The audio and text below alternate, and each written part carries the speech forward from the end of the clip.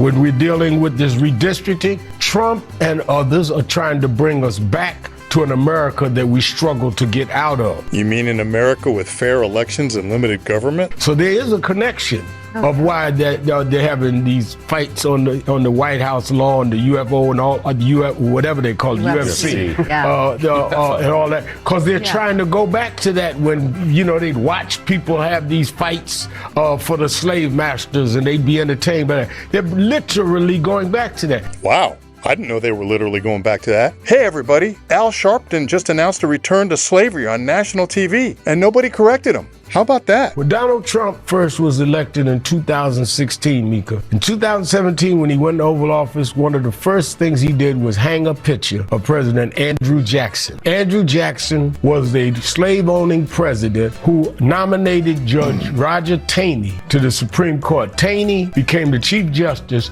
that saw the Dred Scott decision passed. Why didn't anybody ask Trump? I think the word you're looking for is ask. It's not hard to pronounce. Andrew Jackson, I don't remember reading about him in elementary school. Why Jackson? That's the kind of country he wants us to go back to, Andrew Jackson, and we must resist that with all we have. Slim Shady Sharpton is doing what comes naturally to him. He's lying. Trump has no interest in returning to slavery, and Sharpton knows it. It's a ridiculous assertion. God forbid we ever had a president who wanted to do such a thing. It would never happen. And Al Sharpton knows that too. Dirty Al criticized President Trump for hanging a portrait in the White House of the 7th President of the United States. You mean the man whose visage appears on the $20 bill? Wow. Yeah, exactly. Wow. Andrew Jackson, aka Old Hickory, was a war hero. Was he a flawed man? Of course, all men are. But Sharpton is doing what leftists do, using the standards of our time to judge the morality of people who lived long ago. Jackson once killed a man in a duel. Try that today and see if you can go on to be elected president of the United States. Al Sharpton should use what little moral acumen he may have to examine his own life. This is the man who advanced the Tawana Brawley rape hoax, falsely accusing a group of white men, including cops, of raping a 15-year-old black girl. He's a race-hustling bigot and a shakedown artist. That, and he's been known to not pay his taxes and creditors. The Reverend Al Sharpton also seems to see abortion as a matter of personal choice, which, for a reverend, is an incomprehensibly immoral position. Al's a real piece of work. No wonder he's an MS Now regular.